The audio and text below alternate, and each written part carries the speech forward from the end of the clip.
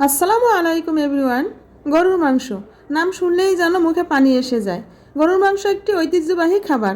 এটি ছোট বড় সকলেরই প্রিয় এবং পছন্দের খাবার। তো আজকে আমার রেসিপি নতুন আলু দিয়ে গরুর মাংসের ঝোল। তো চলুন দেখি আমি কিভাবে গরুর মাংসটা রান্না করলাম। তো প্রথমে আমি মাংসের মধ্যে পেঁয়াজ কুচি দিয়ে দিলাম। এরপরে পরিমাণ মতো হলুদের গুঁড়ি, মরিচের গুঁড়ি এবং পরিমাণ মতো লবণ দিয়ে দিলাম। এরপরে কয়েকটা এলাচ, কয়েকটা দারচিনি এবং কয়েকটা লং, আদা রসুন বাটা দিয়ে দিলাম। এরপরে একটু বেশি করে পরিমাণ মতো সরিষার তেল দিয়ে দিলাম। আজকের মাংসটা আমি সরিষার তেল দিয়েই রান্না করব, কারণ সরিষার তেল দিয়ে গরুর মাংস রান্না করলে খুব সুন্দর একটা স্মেল বা সুগন্ধি আসে। তো আমি একটু বেশি করেই সরিষার তেল দিয়ে মাংসটাকে ভালো করে মাখিয়ে নিলাম। এভাবে মাখিয়ে নেওয়ার পর আমি মাংসটাকে 20 থেকে 30 মিনিট এভাবে রেখে দেব। এরপরে আমি মাংসটা রান্না বসাবো।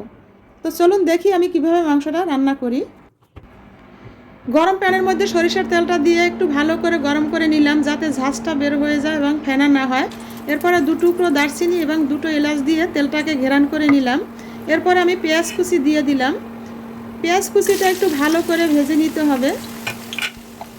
পেঁয়াজ কুচি ভালো করে নেড়ে চেড়ে ভাজি করে নিতে হবে। এমনভাবে ভাজি করতে হবে যাতে পেঁয়াজের কালারটা বাদামি রঙের হয়। তো আমার পেঁয়াজ ভাজা হয়ে গেছে, পেঁয়াজের কালার বাদামি রঙের হয়েছে। এখন আমি এর মধ্যে মাংসটাকে ঢেলে দিলাম। মাংসটা দিয়ে ভালো করে নেড়ে চেড়ে আমি মাংসটাকে ভালো করে কষিয়ে নেব।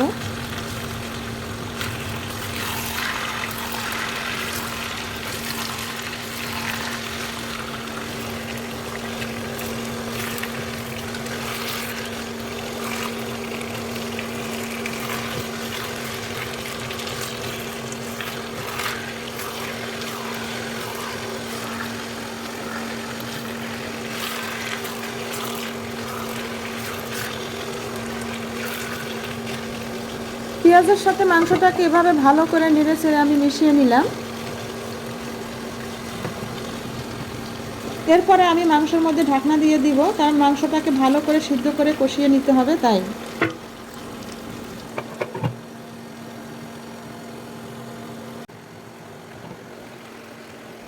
মাশাআল্লাহ, খুব সুন্দর একটা সুগন্ধি আসছে। মাংসটা থেকে যে পানিটা বের হয়ে গেছিলো সে পানিটা শুকিয়ে গেছে। আমি আরেকটু ভালো করে কষিয়ে নেব এবং আরেকটু ভালো করে কষানোর জন্য আরেকটু ঢাকনা দিয়ে দিলাম।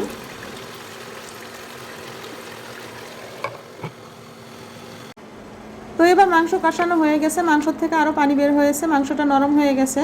তো এর মধ্যে আমি এখন আলুগুলো দিয়ে দিলাম। তো আলুটা দিয়ে একটু ভালো করে নেড়ে চেড়ে নিলাম। এরপরে আমি জিরার গুঁড়ি দিলাম। আমি আগে জিরার গুঁড়ি দেইনি, কারণ জিরার গুঁড়িটা আগে দিলে অনেক সময় তরকারি নিচের থেকে লেগে পুড়ে যায়, তাই এখন জিরার গুঁড়িটা দিয়ে দিলাম। তো জিরার গুঁড়িটা দেওয়ার পর আমি ভালো করে নেড়ে চেড়ে মিশিয়ে নেব। গরুর মাংসটাকে আমি নতুন ছোটো আলু দিয়ে রান্না করেছি, কারণ ছোটো আলুগুলো দেখতে খুব সুন্দর এবং খেতেও খুব স্বাদ।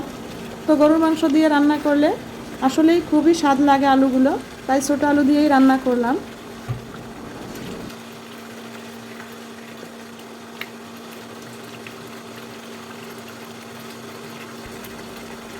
গরুর মাংস এবং আলুকে আমি ভালো করে জিরার গুঁড়ির সাথে আরেকটু ভালো করে কষিয়ে নিলাম। তো এবার আমার কষানো হয়ে গেল। এখন আমি আবার একটু ঢাকনা দিয়ে মাংসটাকে সিদ্ধ করে নিব। তো এখন আমি আবার একটু ঢাকনা দিয়ে দিলাম।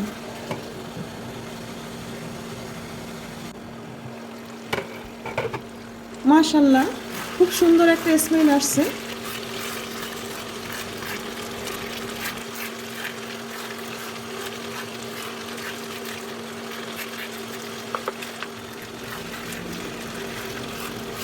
তো এবার আমার আলু মাংস কষানো হয়ে গেল। তো এখন আমি এর মধ্যে পানি দিয়ে দিব।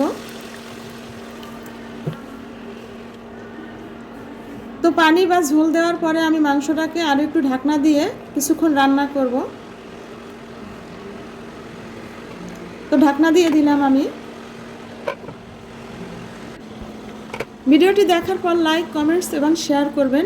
এরকম আরও নতুন নতুন ভিডিও পেতে আমার চ্যানেলটি সাবস্ক্রাইব করে পাশে থাকা বেল আইকনটি ক্লিক করুন। তো সবার প্রতি শুভ কামনা রইল, সবাই ভালো থাকবেন। আল্লাহ হাফেজ।